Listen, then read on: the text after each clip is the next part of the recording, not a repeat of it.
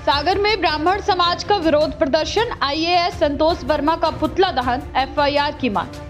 ब्राह्मण समाज की बहन बेटियों के खिलाफ कथित अभद्र टिप्पणी करने वाले आईएएस अधिकारी संतोष वर्मा के खिलाफ सागर में विरोध प्रदर्शन किया गया। गुरुवार को बड़ी संख्या में ब्राह्मण समाज के लोग कालीचरण चौराहे पर एकत्रित हुए, वर्मा के खिलाफ कड़ी नारेबाजी की। प्रदर्शनकारियों ने पहले आईएएस संतोष वर्मा के पुतले पर जूते चप्पल बरसाए और उसके बाद उसे आग के हवाले किया। इसके पश्चात समाज के लोग रैली के रूप में सिविल लाइन थाने पहुंचे, जहां उन्होंने आरोपी अधिकारी के खिलाफ एफआईआर दर्ज करने की मांग की। थाने पहुंचने पर जब ज्ञापन लेने कोई अधिकारी नहीं आया तो प्रदर्शनकारियों ने थाने के बाहर यूनिवर्सिटी रोड पर बैठकर चक्का जाम कर दिया। सूचना मिलते ही पुलिस मौके पर पहुंची और लोगों को शांत कराने की कोशिश की। इसके बाद थाना प्रभारी आनंद सिंह ने मौके पर पहुंचकर समाज के प्रतिनिधियों से ज्ञापन ग्रहण किया।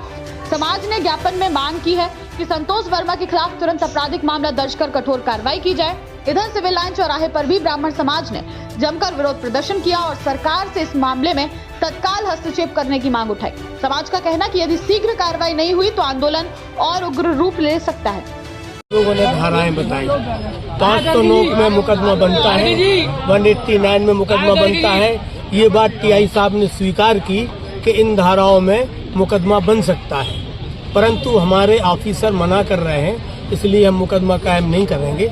आप हमें ज्ञापन दें। ये किसने कहा है? ये टीआई साहब ने। सिविल लाइन आप क्या चाहते हैं? और जी आप क्या चाहते हैं? भाई, जब लॉ में है, सुप्रीम कोर्ट बोलता है कि यदि कोई रिपोर्ट करने आता है तो आप उसकी रिपोर्ट लीजिए, लिखिए, मुकदमा कायम कीजिए, उसके बाद इन्वेस्टिगेशन कीजिए। जब लॉ में है मुकदमा कायम करना, टीआई साहब ने स्वीकार किया है, धाराएं उनके पास लिख के हम लोगों ने दी हैं। उन धाराओं में उन्होंने बताया, हमने किताब उठा के देखी उनने, और उन्होंने कहा कि इन धाराओं में मुकदमा कायम हो सकता है, पर हम नहीं करेंगे क्योंकि हमारे ऑफिसरों ने मना किया है।